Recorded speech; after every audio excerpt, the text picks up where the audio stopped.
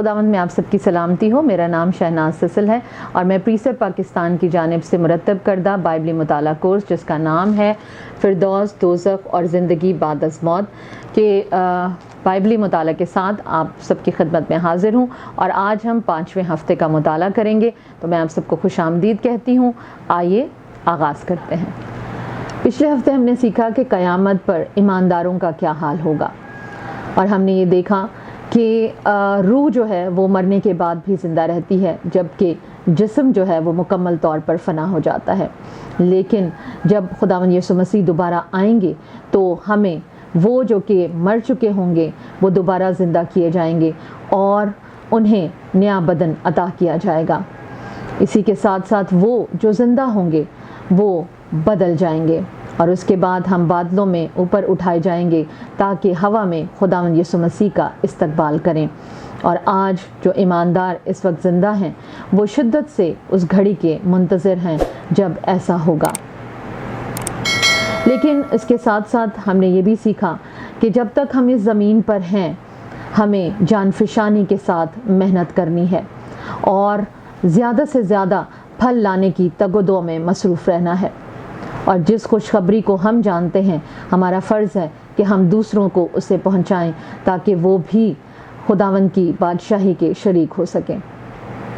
تو یہ تھا جو ہم نے ایمانداروں کی قیامت کے بارے میں سیکھا، اور آج ہم سیکھیں گے کہ قیامت پر ان لوگوں کا کیا حال ہوگا جو خداوند یسوع مسیح کو قبول نہیں کرتے اور خداوند کو اور ان کے کلام کو رد کرتے ہیں، ان کے ساتھ کیا ہوگا۔ تو آئیے خدا کا کلام اور ان کے آئیے خدا کے کلام کے ذریعے سے ان ساری باتوں کو سیکھتے ہیں۔ تو سب سے پہلے جس حوالے کو میں آپ کے ساتھ شیئر کروں گی وہ حوالہ ہے اعمال کی کتاب میں سے، جس کا 17 باب، اس کی 22 سے 28ویں آیت اور پھر 30 تا 31 آیات۔ اور یہاں پر آپ جن کلیدی الفاظ کو مارک کریں گے ان میں ادھینے والوں یا ان کے جو ضمائر ہیں ان کے ہر حوالے کے نیچے آپ لائن لگائیں گے، اور خدا تعالیٰ اور ان کے جتنے بھی مترادفات ہیں اور ضمائر ہیں ان کے اوپر جو ہے وہ آپ تکون کا نشان بنائیں گے۔ وقتوں اور دن کے گرد آپ دائرہ بنائیں گے، اور خداوند یسوع مسیح کے لیے جن الفاظ کی طرف اشارہ ہوا ہے جیسے اس، جسے، آدمی وغیرہ، ان سب پر آپ جو ہے وہ صلیب کا نشان بنائیں گے۔ اور جیسا کہ آپ جانتے ہیں کہ کلیدی الفاظ وہ الفاظ ہیں جو کہ بار بار متن میں دہرائے جاتے ہیں اور خاص اہمیت رکھتے ہیں، اور یہی متن کو ہمارے لیے کھولنے میں بہت اہم اور مددگار ثابت ہوتے ہیں۔ تو پھر آئیے نشان لگانے کے بعد شروع کرتے ہیں سوال و جواب سے۔ اعمال کی کتاب، اس کا 17واں باب، 22 تا 28 آیات اور پھر 30 تا 31 آیات۔ پولس نے اریوپگس کے بیچ میں کھڑے ہو کر کہا کہ اے اتھینے والوں، میں دیکھتا ہوں کہ تم ہر بات میں دیوتاؤں کے بڑے ماننے والے ہو۔ چنانچہ میں نے سیر کرتے اور تمہارے معبودوں پر غور کرتے وقت ایک ایسی قربان گاہ بھی پائی جس پر لکھا تھا کہ نامعلوم خدا کے لیے۔ پس جس کو تم بغیر معلوم کیے پوجتے ہو، میں تم کو اسی کی خبر دیتا ہوں۔ جس خدا نے دنیا اور اس کی سب چیزوں کو پیدا کیا، وہ آسمان اور زمین کا مالک ہو کر ہاتھ کے بنائے ہوئے مندروں میں نہیں رہتا، نہ کسی چیز کا محتاج ہو کر آدمیوں کے ہاتھوں سے خدمت لیتا ہے، کیونکہ وہ تو خود سب کو زندگی اور سانس اور سب کچھ دیتا ہے۔ اور اس نے ایک ہی اصل سے آدمیوں کی ہر ایک قوم تمام روئے زمین پر رہنے کے لیے پیدا کی، اور ان کی میعادیں اور سکونت کی حدیں مقرر کیں تاکہ خدا کو ڈھونڈیں، شاید کہ ٹٹول کر اسے پائیں، ہر چند وہ ہم میں سے کسی سے دور نہیں، کیونکہ اسی میں ہم جیتے اور چلتے پھرتے اور موجود ہیں، جیسا تمہارے شاعروں میں سے بھی بعض نے کہا ہے کہ ہم تو اس کی نسل بھی ہیں۔ بس خدا جہالت کے وقتوں سے چشم پوشی کر کے اب سب آدمیوں کو ہر جگہ حکم دیتا ہے کہ توبہ کریں، کیونکہ اس نے ایک دن ٹھہرایا ہے جس میں وہ راستی سے دنیا کی عدالت اس آدمی کی معرفت کرے گا جس سے اس نے مقرر کیا ہے، اور اسے مردوں میں سے جلا کر یہ بات سب پر ثابت کر دی ہے۔ 22ویں اور 23ویں آیات میں اتھینے والوں کے حوالوں پر نشان لگانے سے ہم نے کیا بصیرت حاصل کی؟ تو ہم دیکھتے ہیں کہ پولس رسول یہاں اپنے دوسرے مشنری سفر پر ہیں، اور جب وہ اس شہر میں آتے ہیں تو یہ شہر جو ہے وہ بتوں سے بھرا پڑا ہے، اور جگہ جگہ بے شمار مذبح جات موجود ہیں، اور اس شہر میں تقریباً 30,000 کے لگ بھگ مختلف دیوی دیوتاؤں کے مذبح موجود تھے، اور انہی مذبح میں سے ایک مذبح نامعلوم خدا کے لیے بھی پولس رسول کو نظر آیا، اور وہ بہت حیران بھی ہوا اور خوش بھی ہوا، اور اسی کے ذریعے سے جو ہے وہ اس نے ان لوگوں کو بتایا کہ یہ کون خدا ہیں اور ان کی طاقت، اختیار اور قدرت کیا ہے، اور اسی کے ذریعے سے اس نے اپنی خوشخبری کا پیغام ان تک پہنچایا۔ جب ہم اس ساری سچویشن کو اور ان سارے حالات کو جس وقت پولس رسول وہاں موجود تھے دیکھتے ہیں، تو اس سے یہ بات پتہ چلتی ہے کہ جب ہم اپنے خدا کو نہیں جانتے اور ان کے ساتھ ایک درست تعلق میں قائم نہیں ہوتے تو پھر ہم بہت سارے خداؤں کی طرف رخ کر لیتے ہیں۔ ہم ایک خدا سے مطمئن نہیں ہوتے، بلکہ ہم دوسرے اور بے شمار خداؤں پر یقین اور بھروسہ کرنا شروع کر دیتے ہیں۔ یہی حال اس وقت وہاں کے لوگوں کا تھا،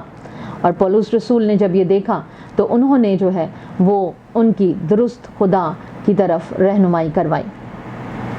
اگلے سوال کی جانب بڑھتے ہوئے ہم دیکھتے ہیں کہ پولس رسول نے ان آدمیوں کو خدا کے متعلق کیا بتایا،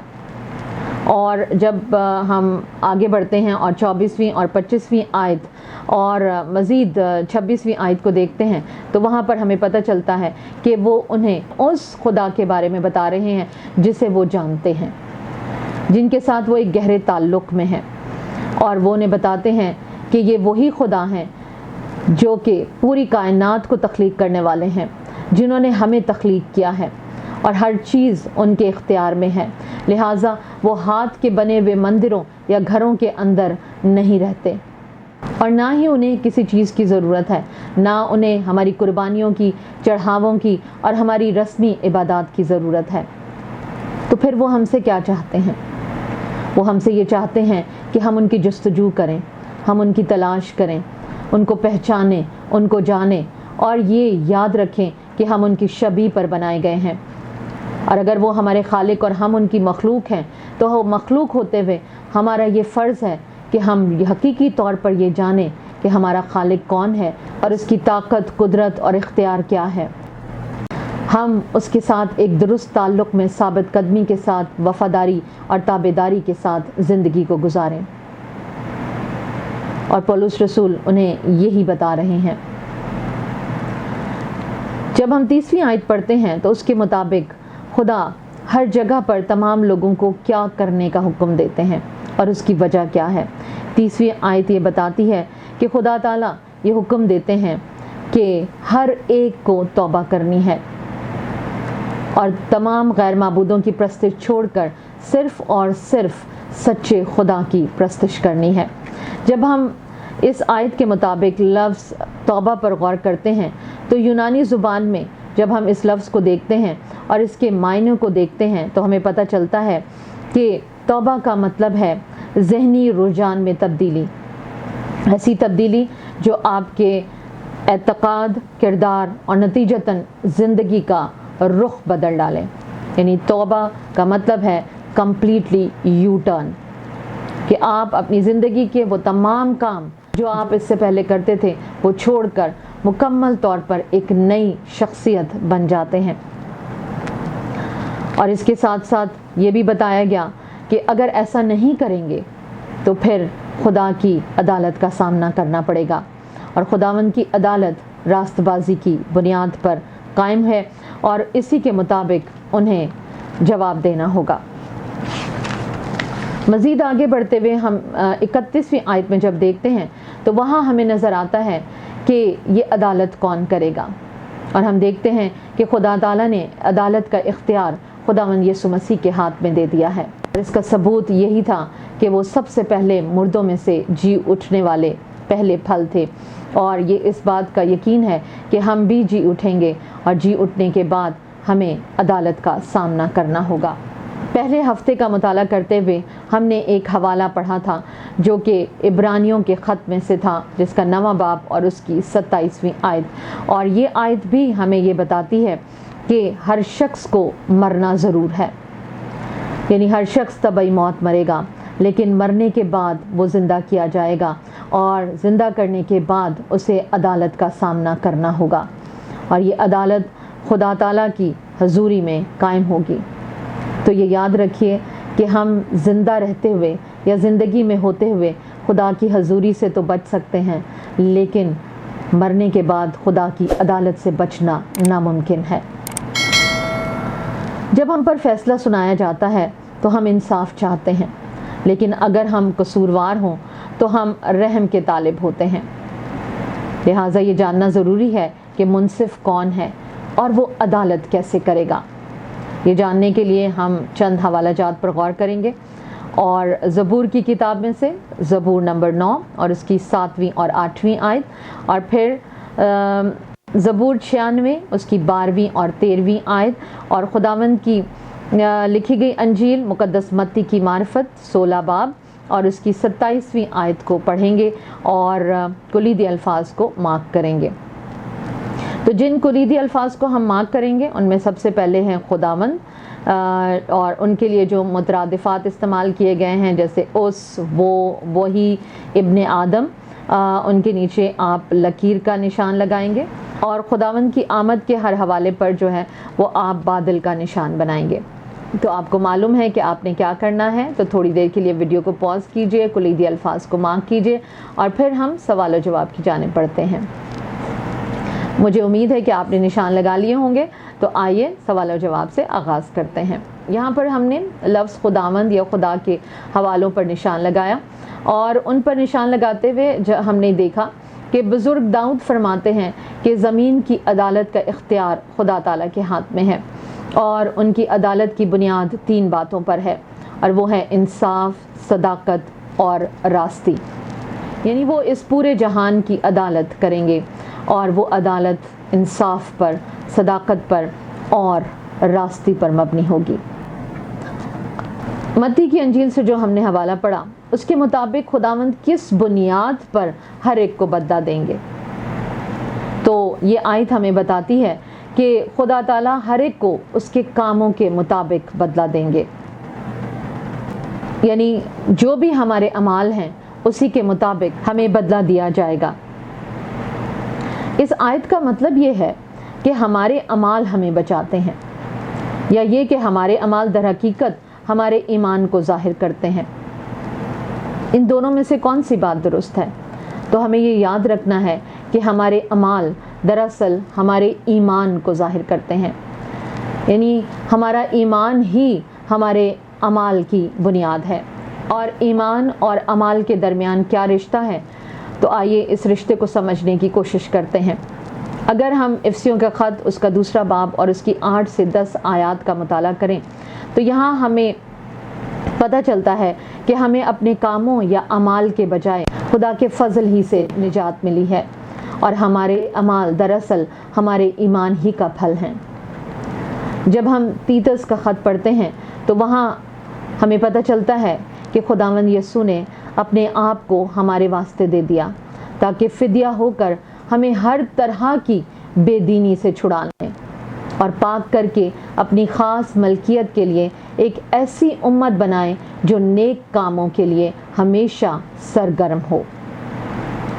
محض ایمان کا اعتراف کافی نہیں ہے، بلکہ ہمارا چال چلن، ہمارے کام بھی ہمارے ایمان کا ثبوت یا اظہار ہوتا ہے۔ اور تیتس کے خط میں پولس رسول ان لوگوں کو خبردار کرتے ہیں جو خدا کی پہچان کا تو دعویٰ کرتے ہیں مگر اپنے کاموں سے اس کا انکار کرتے ہیں۔ تو اعمال ہمارے ایمان کو ظاہر کرتے ہیں۔ اگر ہمارا ایمان مکمل طور پر خداوند یسوع مسیح پر ہے تو ہمارے کام بالکل اسی طرح ہوں گے جس طرح سے کہ خداوند یسوع مسیح نے ہمیں حکم دیا ہے۔ آئیے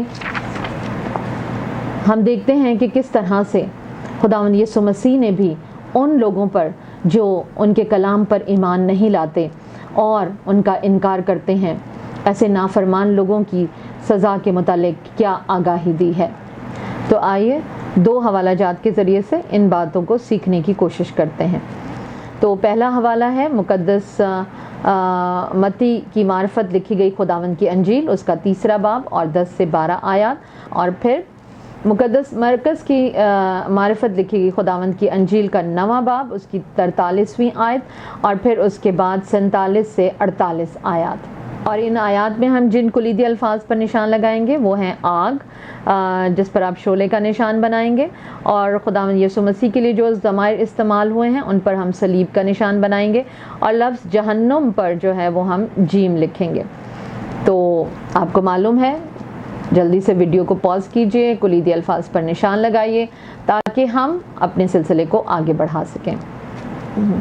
تو آئیے سوالات کی جانب بڑھتے ہیں، اور پہلا سوال ہے کہ خداوند یسوع مسیح سے متعلق حوالوں پر نشان لگانے سے آپ نے کیا سیکھا؟ تو جب ہم یہاں پر دیکھتے ہیں تو ہمیں پتہ چلتا ہے کہ خداوند یسوع مسیح ایک استعارہ استعمال کر رہے ہیں، اور اس کے ذریعے سے وہ مستقبل کی عدالت کی تصویر پیش کر رہے ہیں۔ اور یہاں پر بتایا گیا ہے کہ وہ جو خداوند یسوع مسیح پر ایمان لاتے ہیں اور وہ روح القدس کا بپتسمہ پائیں گے جو کہ ان کو ابدی زندگی کی طرف لے جاتا ہے، لیکن وہ جو کہ خداوند یسوع مسیح پر ایمان نہیں لاتے یا ایماندار ہوتے ہوئے بھی اپنی زندگی سے پھل جو ہے وہ نہیں لے کر آتے اور اپنی زندگی کو دنیاوی خواہشات کے مطابق گزارتے ہیں، تو ان کے لیے جو ہے وہ سزا ہے، اور وہ سزا یہ ہے کہ وہ آگ میں ڈالے جائیں گے۔ یہاں پر ہمیں انسان کی ایک بڑی ٹریجک تصویر نظر آتی ہے کہ وہ انسان جو کہ خدا کی شبیہ پر بنایا گیا، جسے خدا نے بڑی محبت کے ساتھ بنایا، اور ایک وقت ایسا آئے گا کہ وہ انسان جب خدا سے متنفر ہو جاتا ہے اور خداوند یسوع مسیح پر اور ان کے کلام پر عمل نہیں کرتا، تو پھر وہ آگ میں ڈالا جاتا ہے، اور اس کی سزا اور اس کا انجام انتہائی بے قیمت ہوتا ہے۔ لہٰذا آج ہمیں ایمانداروں کے لیے یہ سوچنے کا وقت ہے کہ کیا ہماری زندگیاں پھلدار ہیں یا نہیں، کیونکہ اگر ہم پھل نہیں لائیں گے تو پھر ہم جہنم کی سزا کے حقدار ہوں گے۔ یہاں پر ہم نے ایک اور لفظ آگ پر نشان لگایا تھا، تو آگ پر نشان لگانے سے ہم کیا سیکھتے ہیں کہ آگ وہ سزا ہے جو کہ ان لوگوں کو دی جائے گی جو کہ خدا کو اور ان کے بیٹے خداوند یسوع مسیح کو رد کرتے ہیں اور ان کے کلام پر عمل نہیں کرتے۔ لہٰذا یہ بہت ضروری ہے کہ ہم اس بات کو سمجھیں اور اس کی اہمیت کو سمجھتے ہوئے خدا کے کلام پر عمل کریں، اور اگر ہم ایماندار ہیں تو ہمیں اپنی زندگیوں کا تجزیہ کرنا ہے، کیونکہ وقت قریب ہے۔ اور بار بار خدا کا کلام ہمیں اسی بات کی طرف اشارہ کرتا ہے کہ ہم جلد از جلد اس حقیقت کو سمجھتے ہوئے خدا کے کلام کے مطابق پھلدار ثابت ہوں۔ یہاں پر ایک لفظ جہنم کا استعمال کیا گیا ہے، اور جب ہم لفظ جہنم کو دیکھتے ہیں تو یہاں پر یونانی زبان میں اس کے لیے جو لفظ استعمال کیا گیا ہے وہ ہے گہانا، جس کو ہم ہیل بھی کہتے ہیں، اور جہنم کا مطلب ہے کہ یہ وہ جگہ ہے جو کہ توبہ سے انکار کرنے والوں کے لیے ابدی مقام ہے۔ یہ نام دراصل یروشلم کی جنوبی سمت میں واقع ایک وادی جس کا نام وادی ہنوم تھا، اس کے نام سے بھی جانا جاتا ہے، جہاں پر یروشلم کے پورے شہر کا کچرا، مردہ جانوروں کی لاشیں اور مجرموں کے مردہ بدنوں کو جلایا جاتا تھا، اور یہاں ہر وقت آگ جلتی رہتی تھی اور یہ آگ کبھی نہیں بجھتی تھی۔ تو اسی طرح سے وہ جو پھل نہیں لاتے، جو رد کرتے ہیں خدا کے کلام کو، جو خدا کے بیٹے کو رد کرتے ہیں، وہ اسی طرح کی سزا کے حقدار ہوں گے۔ اور آگ میں ڈالے جائیں گے۔ مقدس مرکز کے حوالہ میں خداوند یسوع مسیح نے ہاتھ اور ناک سے متعلق جو تعلیم دی ہے وہ کس بات کی طرف اشارہ کرتی ہے؟ یہاں بھی ہم دیکھتے ہیں کہ خداوند یسوع مسیح ایک استعارہ استعمال کر رہے ہیں، اور یہاں پر وہ ہمیں اندرونی خطرے سے آگاہ کر رہے ہیں، وہ خطرہ جو کہ ہمارے اعضاء کی مدد سے ہوتا ہے، یعنی ہمارے ہاتھ، ہمارے پاؤں، ہماری آنکھیں،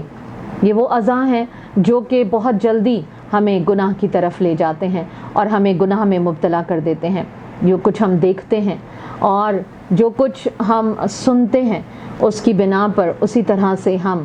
عمل بھی کرتے نظر آتے ہیں۔ اس کی ایک چھوٹی سی مثال میں اس طرح سے دوں گی کہ کووڈ کے ٹائم پر جب پاکستان کے اندر کمپلیٹ لاک ڈاؤن لگا ہوا تھا،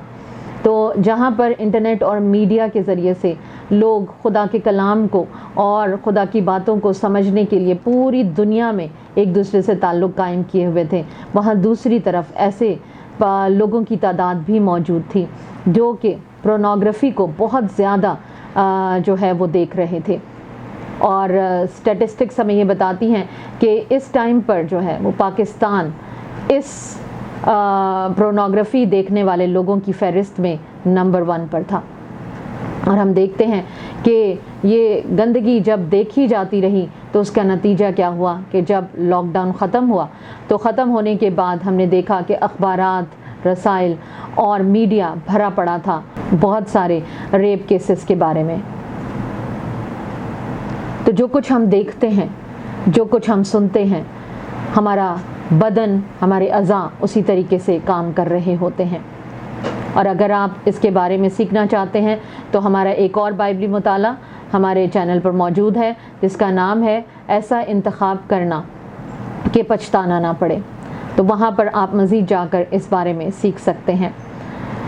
یہاں پر ہم یہ دیکھتے ہیں کہ یہ اعضاء ہیں جو کہ ہمیں آسانی کے ساتھ بہکا کر جو ہے وہ دوسری طرف لے جا سکتے ہیں، غلط راستوں پر لے جا سکتے ہیں۔ تو کیا واقعی خداوند یہ کہہ رہے ہیں کہ ہمیں اگر یہ اعضاء گناہ کی طرف لے جاتے ہیں تو ہمیں انہیں اپنے بدن سے ریموو کر دینا ہے؟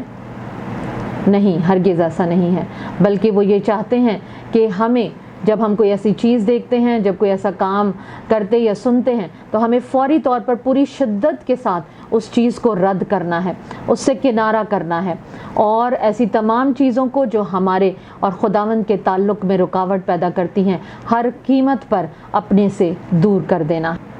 لہٰذا ہمیں اس بات کی فکر و تردد میں رہنا چاہیے کہ ہمارا ہر عمل جو ہے وہ خدا کے کلام کے مطابق ہو، کیونکہ ہمیں معلوم ہے کہ اگر ہم ایسا نہیں کریں گے تو پھر ہم کہاں جائیں گے اور ہمارا انجام کیا ہوگا؟ ہمارا انجام جہنم ہے، اور وہ جو کہ ہمیشہ کی آگ ہے جس میں ہمیں جلنا ہے۔ آئیے ہم دیکھتے ہیں کہ اسرائیلی قوم کے نبی یعنی بزرگ یوسایہ نے اپنے آخری الفاظ میں کیا کہا جو انہوں نے خداوند تعالیٰ کی جانب سے لوگوں کو پہنچائے، اور اس پیشن گوئی کا تعلق اس وقت سے ہے جب ساری قومیں خدا کے جلال کو دیکھنے کے لیے جمع ہوں گی، اور یہ زمین پر مسیحا کی بادشاہت کے دوران ہوگا جب وہ لوہے کے عصا سے قوموں پر حکومت کریں گے۔ تو آئیے ہم دیکھتے ہیں یوسایہ کی کتاب، اس کا 66واں باب اور اس کی 22ویں آیت سے 24ویں آیت تک، اور یہاں پر ہم جن الفاظ کو مارک کریں گے وہ ہیں خداوند، جن کے ہر لفظ پر ہم جو ہے وہ تکون کا نشان بنائیں گے۔ اس کے علاوہ ہر فرد بشر یا اور اس جیسے جتنے بھی ضمائر ہیں ان کے نیچے ہم لکیر لگائیں گے، اور لاش یا لاشوں کا جہاں پر ذکر ہے اس پر ہم کتبہ بنائیں گے، اور آگ کے لفظ پر ہم شعلہ بنائیں گے۔ تو آئیے کلیدی الفاظ کو مارک کرتے ہیں اور پھر اس کے بعد سوالات کی جانب بڑھتے ہیں۔ تو سب سے پہلے ہم دیکھتے ہیں کہ جہاں پر بھی ہم نے لفظ خداوند پر نشان لگایا ہے وہاں سے ہم کیا سیکھتے ہیں۔ تو ہم دیکھتے ہیں کہ خداوند یہاں پر ایک نئے آسمان اور ایک نئی زمین کی بات کر رہے ہیں جو وہ مقرر کرتے ہیں، اور پرانی زمین اور آسمان جو ہیں وہ جاتے رہے ہیں، اور وہ تمام ایماندار جو کہ خداوند یسوع مسیح پر ایمان رکھتے ہیں وہ وہاں پر رہیں گے۔ اور پھر ہم یہ دیکھتے ہیں کہ ہر شخص اور ہر فرد بشر جو کہ اس وقت موجود ہوگا وہ سبتوں کو، تہواروں کو اور عیدوں کو خوشی کے ساتھ منائیں گے اور سب ہی ایک خدا کی عبادت کریں گے۔ لیکن یہاں پر ہمیں لاشوں کا ذکر بھی ملتا ہے، اور یہ لاشیں جو ہیں یہ ان لوگوں کی ہوں گی جو کہ خداوند کو رد کرتے ہیں، جنہوں نے خداوند کے کلام کو رد کیا اور خداوند پر یقین نہیں کیا اور ہمیشہ کی سزا کے حقدار ہیں۔ یسوع نبی یہاں پر انہیں وارننگ دے رہے ہیں اور انہیں بتا رہے ہیں کہ ابھی بھی وقت ہے کہ وہ اس بات کو سمجھیں اور خدا کو اور ان کے احکامات کو رد نہ کریں، ان کی نافرمانی نہ کریں، کیونکہ اگر ایسا ہوگا تو پھر وہ ایسی سزا کے مستحق ہوں گے جو کبھی ختم نہیں ہوگی۔ آگ پر نشان لگانے سے ہم یہی سیکھتے ہیں کہ آگ وہ تکلیف ہے جو کہ ہمیشہ جاری رہے گی اور کبھی ختم نہیں ہوگی، اور ایسے تمام لوگوں کو سزا ضرور ملے گی۔ جہنم واقعی ایک اٹل حقیقت ہے، اور یہ ان لوگوں کے لیے ہے جو خدا کو رد کرتے ہیں۔ دراصل یہ جگہ خدا نے انسان کے لیے نہیں بلکہ شیطان اور اس کے ساتھیوں کے لیے بنائی تھی، لیکن انسان جب نافرمانی کرتے ہیں اور خداوند کے دیے ہوئے اس فضل کو جو کہ انہوں نے خداوند یسوع مسیح کی صورت میں ہمیں دیا ہے اس کو قبول نہیں کرتے اور ان کے احکامات پر عمل نہیں کرتے، تو پھر یہ جگہ ان کے لیے بھی مقرر کر دی گئی ہے۔ اس لیے ہمیں اس زمین پر رہتے ہوئے یہ طے کرنا ہے کہ ہماری آخری منزل کیا ہے۔ کیا ہم اس نئے آسمان اور اس نئی زمین میں خدا کے ساتھ خوشی منانے والے ہیں، یا پھر ہم اس سزا کے مستحق ہونے والے ہیں؟ یہ یاد رکھیے کہ انتخاب ہمارا اپنا ہے۔ خداوند نے ہمیں اپنا کلام، اپنا بیٹا، سب کچھ عطا کر دیا۔ اب یہ ہم پر فرض ہے کہ ہم اسے کس طرح سے قبول کرتے اور کس طرح سے اپنی زندگی کو گزارتے ہیں۔ خدا کا کلام بار بار لوگوں کے ذریعے سے، شاید اس مطالعہ کے ذریعے بھی، آپ کو یہ بتانے کی کوشش کر رہا ہے کہ ہماری آخری منزل کیا ہے۔ کیا ہم اپنی آخری منزل کو جانتے ہیں، پہچانتے ہیں؟ کیا اس کے مطابق ہم اپنی زندگی کو گزار رہے ہیں یا نہیں؟ آئیے ایک اور حوالے کے ذریعے سے اس بات کو مزید سمجھتے ہیں، اور ہم دیکھیں گے مکاشفہ کی کتاب، اس کا 20واں باب اور اس کی 11 سے 15 آیات۔ اور یہاں پر ہم جن کلیدی الفاظ پر نشان لگائیں گے وہ ہیں تخت، جس کے اوپر آپ تے لکھیں گے، اور مردوں اور اس کے ضمائر کے حوالے سے جو بھی الفاظ ہوں گے ان پر آپ خطبہ بنائیں گے، اور آگ کی جھیل کے گرد آپ دائرہ بنائیں گے، اور اعمال کا لفظ جہاں پر استعمال کیا گیا ہے وہاں پر الف لکھیں گے آپ، اور کتاب یا کتابیں جو بھی حوالہ ہے اس کے گرد آپ ڈبہ بنائیں گے یا ریکٹینگولر بنائیں گے۔ تو ہم نے پچھلے ہفتے دیکھا تھا کہ لازر اور امیر آدمی جو ہیں وہ جب مرنے کے بعد جاتے ہیں خدا کے پاس، تو امیر آدمی جو ہے وہ ہیڈیز میں یا دوزخ میں ہے، اور وہاں پر وہ سخت اذیت میں مبتلا ہے۔ کیا دوزخ اس شخص کا جو کہ خدا کے کلام کو رد کرتا ہے، کیا وہ اس کا ابدی مقام ہے یا اس کا ابدی مقام کوئی اور ہے؟ تو آئیے اس حوالے کی مدد سے ہم اس بات کو جاننے کی کوشش کرتے ہیں۔ یہاں پر ہم نے لفظ تخت پر نشان لگایا۔ یہ تخت کس کا ہے؟ ہم دیکھتے ہیں کہ یہ تخت بادشاہ کا ہے، اور وہ بادشاہ کون ہے؟ وہ بادشاہ ہیں حق تعالیٰ۔ خدا تعالیٰ اس پوری کائنات کے مالک اور بادشاہ ہیں۔ تخت انہی کا ہے، اور وہ عدالت کرنے کا بھی اختیار رکھتے ہیں، اور یہ منظر جو ہے جو یہاں بیان کیا گیا ہے وہ دراصل آخری عدالت کو بیان کرتا ہے، اور ہمیں یہی پتہ چلتا ہے کہ سارا اختیار ان کے پاس ہے۔ تو یہاں پر ہم نے ایک اور لفظ مردوں پر نشان لگایا تھا، اور اس لفظ پر نشان لگاتے ہوئے ہم نے یہ دیکھا کہ جب آخری عدالت ہوگی اور خدا تعالیٰ اپنے تخت پر برجمان ہوں گے، تو وہاں پر جو ہے وہ تمام مردے، کیا چھوٹے کیا بڑے، سب ان کے سامنے حاضر کیے جائیں گے۔ اور یہاں پر جب ہم چھوٹے اور بڑے کی بات کرتے ہیں تو یہ اسٹیٹس کو ظاہر کرتا ہے۔ آج دنیا उसी स्टेटस को हासिल करने की भाग दौड़ में लगी हुई है और हर शख्स जो है वो बेहतर से बेहतर की तलाश में सब कुछ जायज़ और नाजायज़ तमाम ज़राए को इस्तेमाल कर रहा है। लेकिन हम देखते हैं कि खुदा की अदालत के सामने सब बराबर होंगे और कोई किसी से बड़ा या छोटा नहीं होगा और फिर खुदावंद वहाँ पर इंसाफ करेंगे और अच्छाई का और बुराई का बदला वहाँ पर दिया जाएगा। और यहाँ पर जब हम लफ्ज़ अमाल पर निशान लगाते हैं तो हम देखते हैं कि यहाँ पर हर शख्स को उसके अमाल की बुनियाद पर जज़ा और सज़ा दी जाएगी। और अमाल के बारे में और ईमान के बारे में हम पहले भी बात कर चुके हैं, लिहाजा हमें ये देखना है कि हमारे अमाल बिल्कुल खुदा के कलाम के मुताबिक होने चाहिए। जिस तरह से कि हमने मरकज़ के मुताबिक लिखे गए हवाले में पढ़ा था कि अगर हम अपने अज़ा को दुरुस्त तरतीब में रखते हैं और उन पर निगहबानी रखते हैं तो फिर हमारे अमाल वाकई दुरुस्त और नेक होते हैं। जब हमने लफ्ज़ किताबों पर निशान लगाया तो यहाँ पर हम देखते हैं कि हमारे तमाम काम, चाहे वो अच्छे हैं या बुरे हैं, उनका रिकॉर्ड रखा जाता है और वो सारा का सारा रिकॉर्ड किताबों में लिखा गया है और उसके मुताबिक ही जब हम खुदा के तख्त के सामने हाजिर होंगे तो उन किताबों को खोलकर हमारी जज़ा और सज़ा का तयन किया जाएगा और खुदावंद अपनी रास्तबाजी की बुनियाद पर, अपनी सच्चाई और सदाकत की बुनियाद पर हमारा इंसाफ करेंगे। और फिर वो जिन्होंने खुदावंद को रद्द किया होगा, जिन्होंने उसकी तालीम और उसके अहकामात को नहीं माना होगा, उनके लिए सज़ा होगी आग की झील। ये आग की झील क्या है? आग की झील दरअसल दूसरी मौत है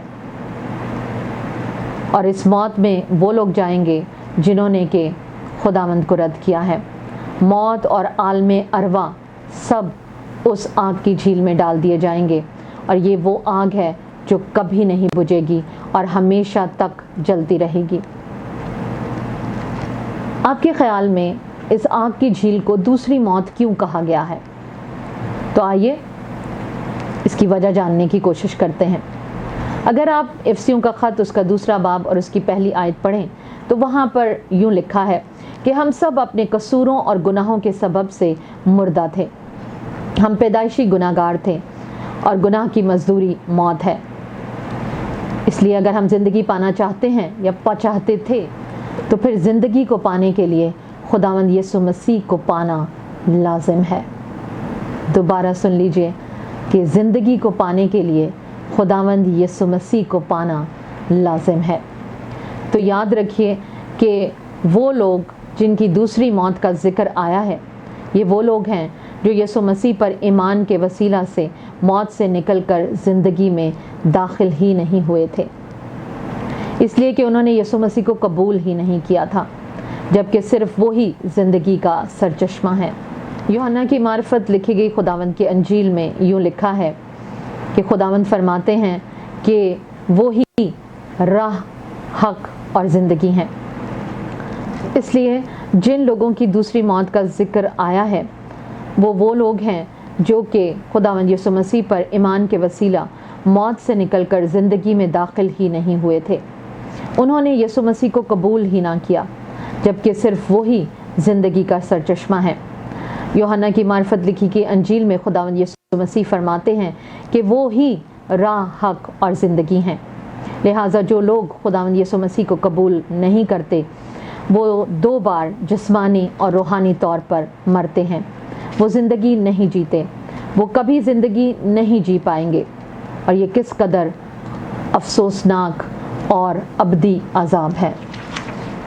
इसलिए अगर आप और मैं आग की झील से बचना चाहते हैं तो फिर हमारा नाम किताब हयात में होना बहुत ज़रूरी है और ये उसी वक्त होगा जब हम खुदावंद यीशु मसीह पर ईमान लाएंगे और उनकी तालीमात के मुताबिक अपनी ज़िंदगी को गुजारेंगे और अपनी सलीब खुद उठाकर चलेंगे। इसलिए ये कितना अहम है कि हम हर इंसान को इस खुशखबरी के बारे में बताएं और उसे ये बताएं کہ اگر وہ خداوند یسوع مسیح پر ایمان نہیں رکھتا یا نہیں رکھتی تو پھر ابدی سزا اس کی منتظر ہے۔ تو اس ہفتے ہم نے یہ سیکھا کہ کس طرح سے ہمیں اپنے آنکھوں اور ہاتھوں کو گناہ سے باز رکھنے کی کوشش کرنی ہے۔ ہمیں خبردار کیا گیا ہے کہ اگر ہمارے جسم دوزخ میں ڈال دیے جائیں تو وہ جس آگ میں تڑپیں گے وہ آگ کبھی بھی بجھنے کی نہیں۔ اکثر اوقات معاشرے میں نامور شخصیات کی موت پر یہ سننے میں آتا ہے کہ وہ کوئی بہتر جگہ بلکہ جنت میں چلے گئے ہیں، لیکن چاہے کوئی شخص نامور ہو یا نامعلوم، یہ بات یاد رکھیے کہ اگر وہ خداوند یسوع مسیح پر ایمان نہیں لاتا اور کھلے عام اپنے خداوند اور بچانے والے کو تسلیم نہیں کرتا اور ایسی زندگی بسر نہیں کرتا جو ایمان کے پھل لائے، تو یہ محض ایک دعویٰ ہے، ایک فریب ہے، اور وہ شخص کسی بہتر جگہ پر نہیں ہے۔ وہ شخص ہمیشہ کی آگ کا سزاوار ہے۔ لہٰذا انتخاب ہمارا ہے، تیاری ہم نے کرنی ہے، اور یہ زندگی جو ہمیں دی گئی ہے یہ اسی تیاری کے لیے دی گئی ہے۔ آموس نبی کی کتاب اس کے 4 باب اور اس کی 12ویں آیت میں لکھا ہے، تو اپنے خدا سے ملاقات کی تیاری کر۔ کیا میں نے اور آپ نے تیاری کر لی ہے؟ کیا آپ دوسروں کی حوصلہ افزائی کر رہے ہیں کہ وہ بھی تیاری کریں؟ اگر نہیں تو وقت ابھی بھی ہمارے ہاتھ میں ہے۔ تو آج یہیں پر میں اپنے سبق کا اختتام کرتی ہوں، اور اگلے ہفتے آپ کے ساتھ ملاقات ہوگی جہاں پر ہم مخصوص طور پر آسمان کے بارے میں سیکھیں گے۔ لیکن جانے سے پہلے ہمارے چینل کو سبسکرائب کرنا مت بھولیے گا، اور ویڈیو کو لائک اور شیئر ضرور کیجیے گا تاکہ خداوند کے کلام کی سچائیاں درست طریقے سے لوگوں تک پہنچ سکیں۔ ہمیں نہیں معلوم کہ ہماری شیئرنگ سے کون کہاں کس طرح سے خداوند کے کلام کو سیکھ کر اپنی زندگی کو تبدیل کر لیتا ہے۔